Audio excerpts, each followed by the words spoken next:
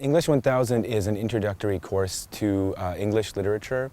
It isn't exactly a survey course in that we don't go, from Beowulf to Barth, right? What we do is we've broken the course up into 4 different sections, right? So the first section is on poetry, the second section is on narrative, the third section is on experimentation, and the fourth section is on drama.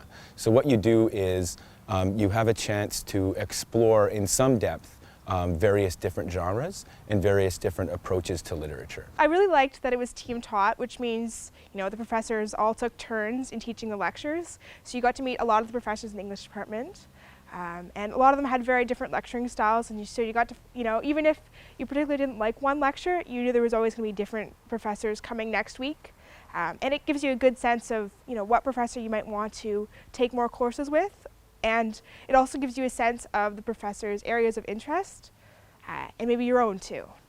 And I guess another special thing about the English department is that the first year seminars, which are small groups of people who you meet with about once a week to discuss the material in small groups, it's taught by professors themselves, not teaching assistants. Mostly, a lot of the work is reading. This year I read mostly every week, a book a week, which sounds like a lot. But most of your time is going to be taken up by the readings. But you do have some essays, and then a mid-year exam and a final exam. I did 4 essays this year, but the first essay, they called it a diagnostic essay, which means it was worth a lot less than the following essays, and was just a chance for your professor to give you some feedback on your writing and assess your strengths and maybe possible areas of weakness, and just help you improve and know what you need to work on to make your next essay the best it could be. One of the things that we often say about studying English is that, well, English won't get you a job, it will get you promoted.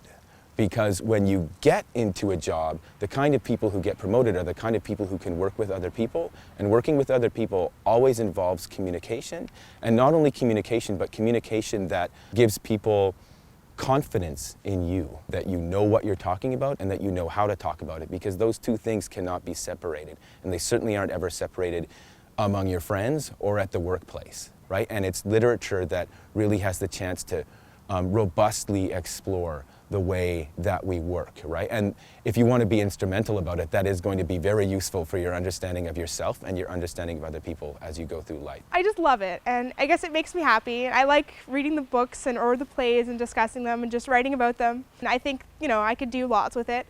And it's good to be able to be a good communicator, both orally in discussions and, written. So I think it's just good skills to take forward.